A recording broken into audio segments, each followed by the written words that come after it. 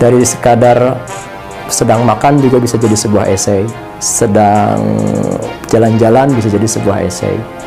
Ya, itu semua tergantung dari kegigihan si calon penulis itu sendiri. Mau nggak dia menumpahkan ide atau gagasannya itu ke dalam bentuk tertulis. Kalau ada alasan saya nggak bisa menulis, wah,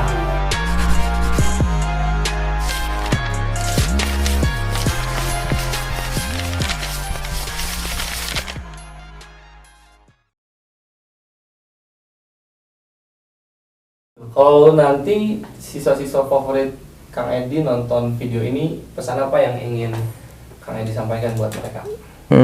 Pesan saya buat kalian yang merasa pernah jadi murid saya adalah selalu jadi seekor katak yang tuli. Saya bandingkan dengan seekor katak yang tuli. Jadi ada cerita seperti ini. Seekor katak yang tuli itu berusaha ingin menaiki sebuah menara.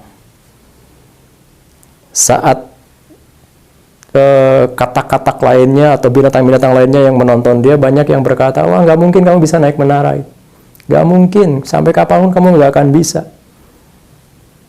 Tapi si katak itu terus memanjat menara itu, tidak peduli omongan-omongan negatif di samping kanan, samping kirinya, tidak peduli. Kenapa tidak peduli? Karena dia tidak mendengar, karena dia tuli. Dia terus tekun menaiki itu. Karena dia fokus kepada tujuannya, kepada menara yang di atas itu.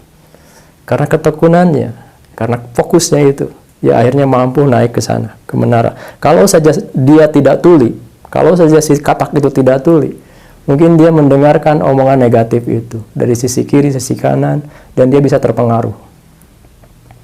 Terpengaruh oleh omongan-omongan negatif, akhirnya dia menyerah. Tapi kalau tidak mendengarkan omongan-omongan negatif itu, dia akan terus fokus dan akhirnya dia berhasil. Maka jadilah kamu seperti itu. Bukan berarti kamu harus tuli dulu, bukan.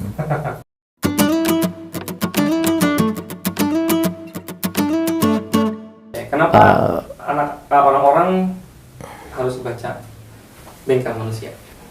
Saya kira bukan harus membaca ya. Ya terserah mau baca atau tidak gitu, terserah Anda. Tapi bagi yang ingin, kan zaman sekarang mah banyak yang guru ya, ingin punya karya, tapi gimana sih caranya menerbitkan karya saya? Bagaimana supaya karya saya bisa dimuat di surat kabar? Nah, buku saya ini setiap esainya disertai dengan pendahuluan, diawali dengan kisah-kisah mengapa esai ini saya tulis, lalu mengapa esai ini bisa seperti esai yang utuh, kemudian dikirimkan ke media dan berhasil dimuat. Disitulah saya lontarkan inspirasi-inspirasinya. Ya banyak hal.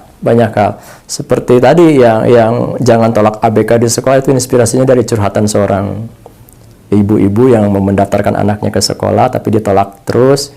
Kemudian ada juga yang dikaitkan dengan Hari Buruh Internasional, momennya tepat ketika para buruh turun ke jalan untuk memperingati Hari Buruh Internasional dengan May Day itu kan.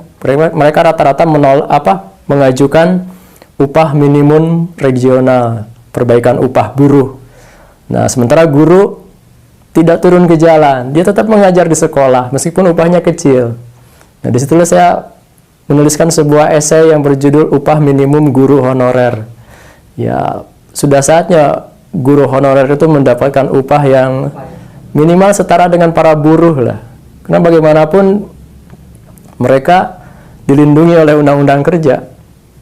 Ya, dilindungi itu dan harus setara upahnya. Itu ada kisah di balik penulisan esai Upah Minimum Guru Honorer. Kemudian juga ada kisah esai yang lainnya yang berjudul apa itu namanya, saya lupa lagi, numismatik untuk siswa. Apa sih numismatik?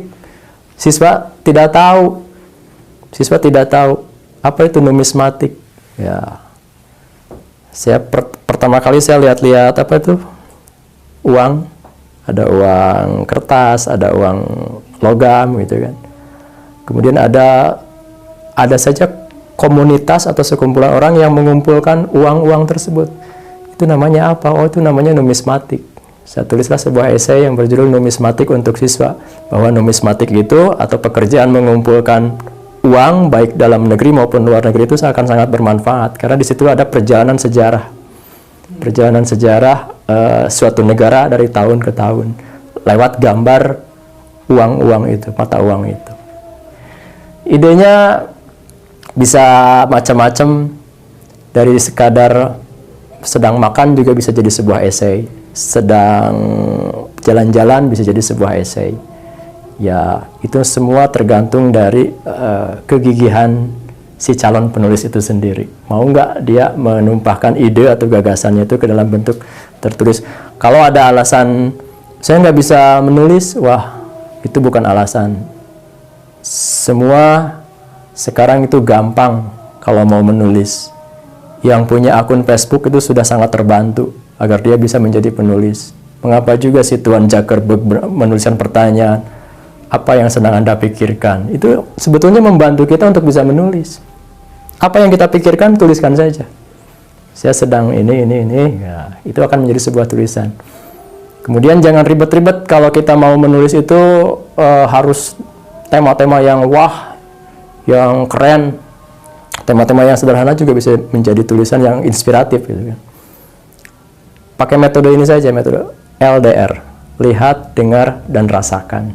Iya, bukan long distance relationship.